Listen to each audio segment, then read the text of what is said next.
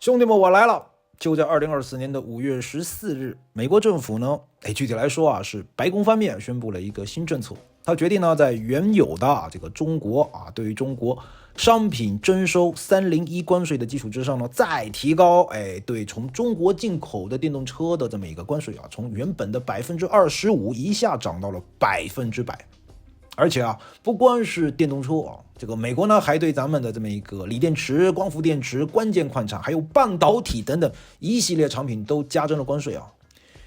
大家都知道这几年中美之间的贸易关系一直都比较紧张两边呢都有很多领域都处于这种贸易摩擦的状态虽然说美国的电动车市场正在慢慢的增长，但说实话，他们的电动车普及率还不到10%，而我们中国市场呢，对于电动车的需求和产量却是嗖嗖的往上涨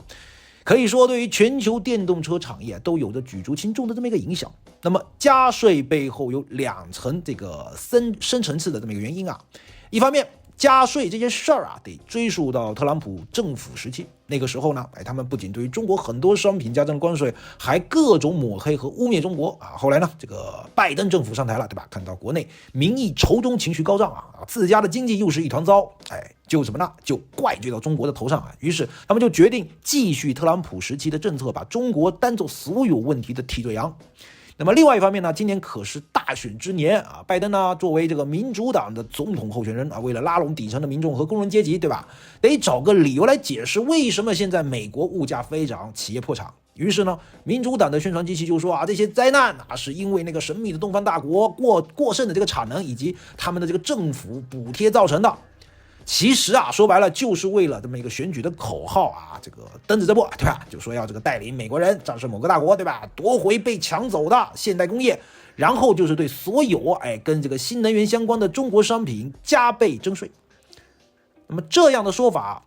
实话实说这又狠又蠢，这不仅解决不了问题，还会让两国关系更加的紧张对这个全球经贸环境也是一个比较沉重的打击。咱这个频道是一个财经频道，对吧？是教大家怎么挣钱的频道，所以说咱不参与所谓的这个意识形态之争咱今天这个节目呢，就说清楚2件事儿。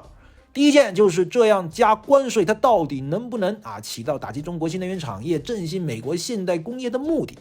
第二件事儿呢，就是作为普通投资人，在这样的突发事件的大背景之下，我们该如何寻找属于咱自己独到的投资机会。废话不多说没点赞的小伙伴点个赞能够给凯哥节目一键3连的小伙伴也动动手指这个送给凯哥一个免费的一键3连，凯哥这里谢谢大家了。我们就不去谈什么这个中国新能源产品在整个市场多牛逼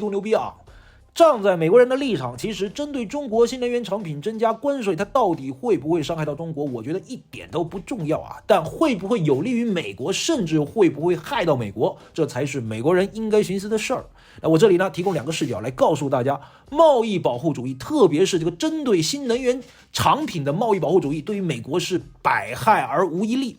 首先，我们来看一看关税导致的成本上升和竞争力下降的这么一个问题。那穆迪投资者服务公司的报告显示，由于美国对于中国商品加征了关税这个成本的大部分都是会被美国进口商给吸收和承担了。比如说，在特朗普时期，美国从中国的平均进口关税从原本的 3.1% 猛增到了 19.3%， 但是中美之间的贸易额这几年不降反增，为什么？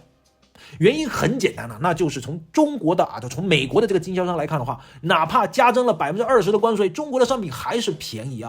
想象一下如果制造业真的迁回美国，至少 20% 以上的成本就会直接转嫁到美国制造商身上，否则呢，美国经销商现在为鸡毛要在重税之下进口中国商品这不还是成本够低吗？对吧？而且别忘记了，中国也在对美国商品实施报复性关税。比如说，中国对于美国制造的商品关税从 8% 提升到了 20.7%。那么根据彼得森国际经济研究所的数据这样的关税导致什么呢？导致美国对于中国出口大幅下降，而这背后的底层逻辑就是美国制造业在全球的竞争力正在被逐渐的衰落。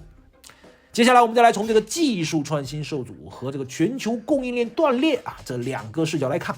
大家可能不知道，2021年以来的数据显示，美国在研发方面的投入竟然出现了下降，而中国的投入却在持续的增加这种趋势呢，很可能会因为关税政策而变得更加的严重。你想在最需要研发投入的新能源领域当美国企业面临着更高成本的时候，他们可能会减少研发和创新方面的这么一个投资，这可是个大问题啊。我们再来说说全球供应链。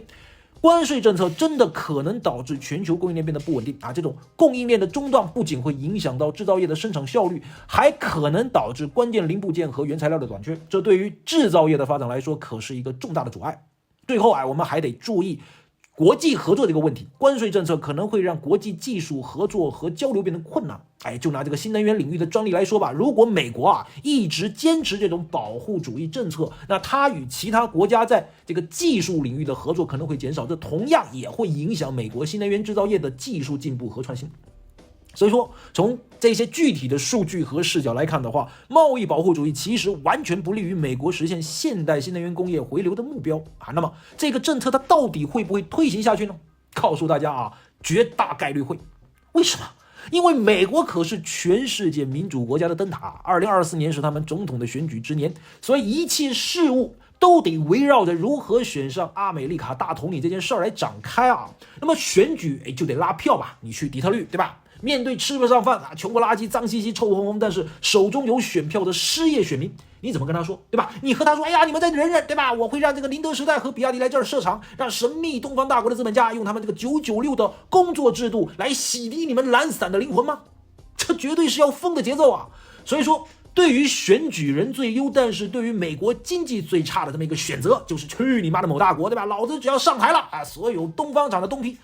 都给我通通滚蛋！我要让国内那些吃里扒块的资本家对吧，老老实实的在这个底特律建厂我要用高关税给大家谋福利我要让这个有阿美利卡的铁拳狠狠的揍那些不知天高地厚的小个子们的屁股，还让他们知道这个世界谁才是老大，谁才代表了公平正义和未来Make America Great Again。扯淡完毕，开个玩笑大家不要当真这个世界太疯狂对吧？我们来看一看在这样子的大背景之下，有什么样的安全资产值得我们去投资。有些人会说什么 G 兄弟们有没有搞丑一支2年不到时间股价狂飙400%，但是今年第一季度这个净利润却同比下降80%的公司，你敢投吗？对吧？我们再来看看 GE 的估值无论是这个市盈率还是市净率，当前都处于过去3年90%以上的分位数。说明什么？说明现在 GE 的股价比过去3年里90%以上的时间都要贵这非常明显违背了我们只买对的不选贵的这么一个投资的原则那么到底哪一些公司能在单子推出中国新能源100%加税政策之下实实在在受益呢？我也不卖关子了他们就是美国的锂矿供应商。大家想灯子难道仅仅给电动车加税吗？不是的呀，美国政府还给锂电池和关键矿场也加征了100%关税那么老美整条新能源产业链的中游和下游，在美国政府这一帮温室保护之下，还敢在全世界市场上和中国企业竞争吗？我直说了肯定没戏。他们只能吃美国自己的市场用美国自己的锂矿。但是美国锂矿企业它不仅可以加大与美国本土新能源企业的商业往来，全世界的生意他们也能做的呀。更重要的是，美国上市的锂矿企业就两家兄弟们，一家叫做智利矿业化工这个代码是 SQM， 一家呢叫做美国雅宝公司，代码是 ALB。就这两家了就这两家很可能在老登子的这么一个这个贸易保护政策之下垄断整个北美的锂矿市场。我们先来看一下 SQM 就看他们的这个财报我们来看看它的财报。2023年到2024年基本算是这家企业的利空出尽了，后面企业的这么一个扣非净利润大概率是一个否极泰来的节奏再看这个资本市场也非常认同我的这么一个观点，所以说 SQM 自2024年2月以来，股价呢处于一个触底反弹的态势就 SQM 最重要的估值指标这个市净率过去5年的峰位数来看的话，当前股价估值处于一个绝对的低谷。说白了啊，当前 SQM 的股价呢，比过去5年超过95%的时间都要便宜啊，非常值得兄弟们去好好的关注它。那我们再来看一个另一家美国的锂业巨头雅宝公司，代码是 ALB 还是先看这个财报面也算是利空出尽的节奏不过兄弟们，雅宝它不单是出锂矿它的业务比较综合，因此呢与这个老灯头打压中国新能源的政策呢，不可能是完全正相关的我们再来看一下雅宝的股价也是属于年初至今的强势反弹的态势。过去1个月，对吧？雅宝的股价反弹了16%你敢信，兄弟们？不过呢，哪怕雅宝股价这么反弹，其实就估值来看的话，它当前依然处于低估值的区间。过去5年，雅宝的市净率分位数只有 13.63%也就是说这个当前雅宝的股价比过去5年超过 95% 的时间都要便宜。那么综上所述，我个人觉得大家在这样子中美新能源加税的大背景之下，可以先关注 SQM 再关注 ALB 还是一个比较安全的策略毕竟无论从财报面还是从估值面，对吧？这个智利矿业都比雅宝要稳一些。好了，那么今天的加餐就到这里了，兄弟们如果你喜欢凯哥这样针对时事给大家做的这么一个干货满满的加餐节目的话，在评论区给我扣个666，让我看到你们的心声和互动吧。